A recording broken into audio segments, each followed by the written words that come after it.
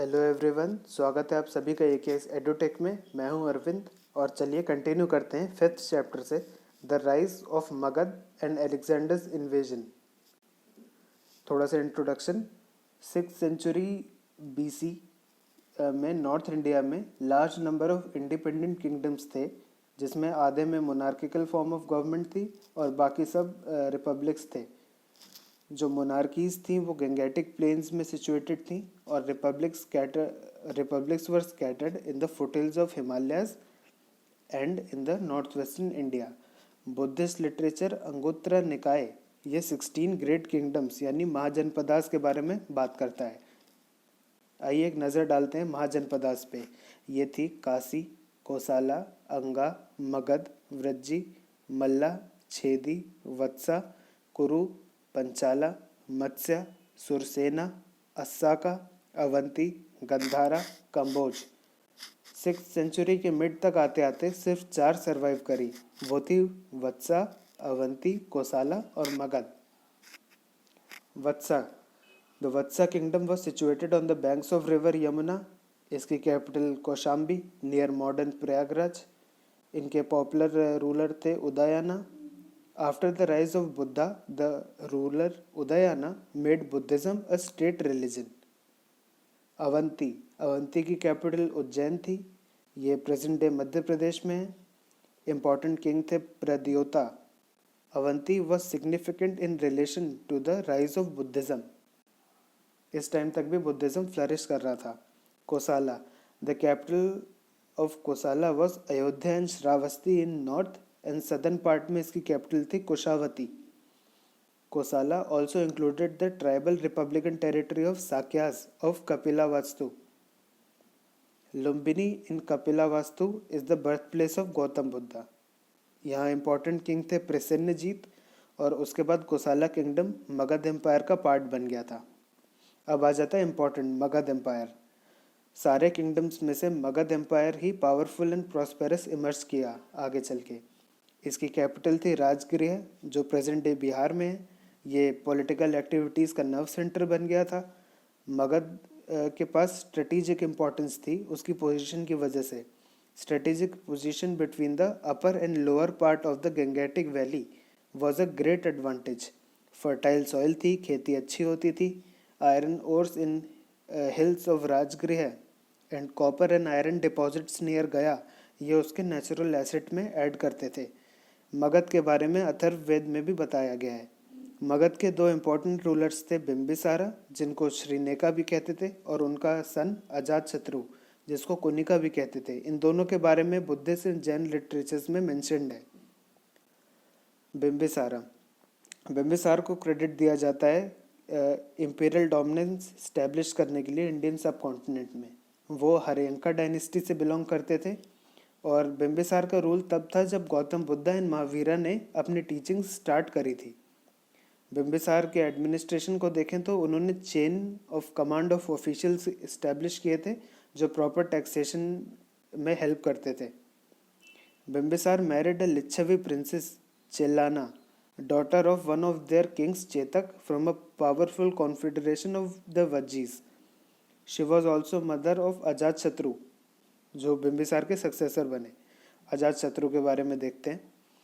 ये भी हर्यंका डायनेस्टी से थे। He was the son of Bimbisara and contemporary of both Mahavira and Gautam Buddha. उन्होंने बिम्बिसार को इम्प्रेजेंट करके किंगडम छीना था मगध का। ही conquered the Republic of Vaishali also by fighting with the Lichavis. Ajatashatru realized the strategic importance of small village Pataligram, और उसके बाद जो उनके सक्सेसर थे उदयन, उन्होंने पाटलीग्राम को पाटलिपुत्र फिर बनाया आगे।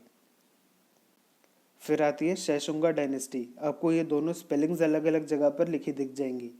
उदयन के सक्सेसर वीक थे, इसलिए Magadha empire was captured by Shaishunaga. So Haryanka dynasty came to an end and Shaishunaga dynasty power में आ गई। Shaishunaga defeated the king of Avanti which was made the part of Magadha empire.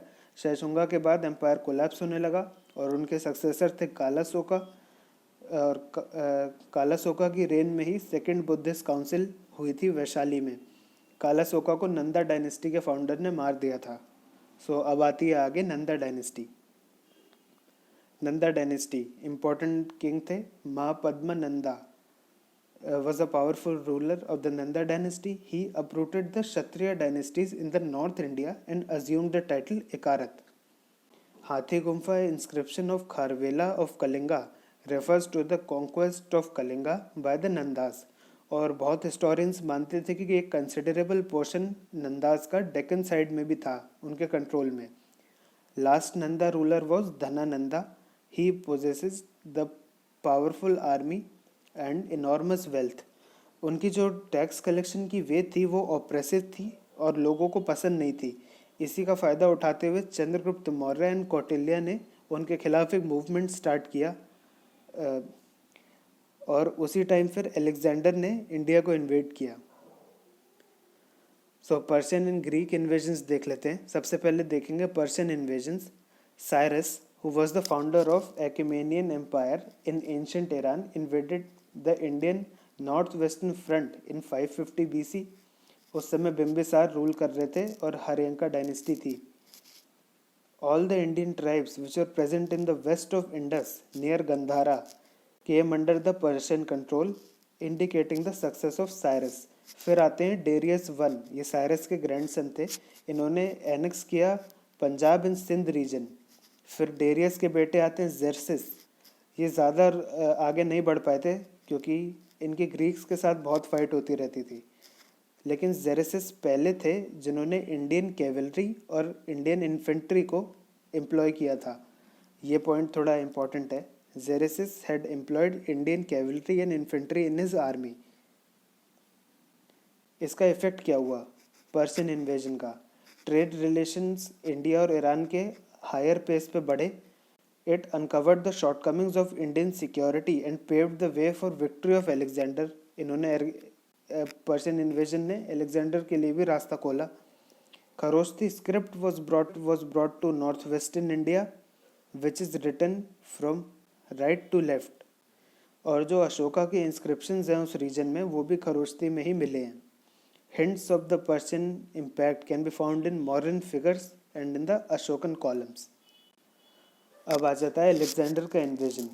Alexander was the son of Philip of Macedonia. He annexed the whole of Persia defeating the king Darius III in the battle of आरबेला।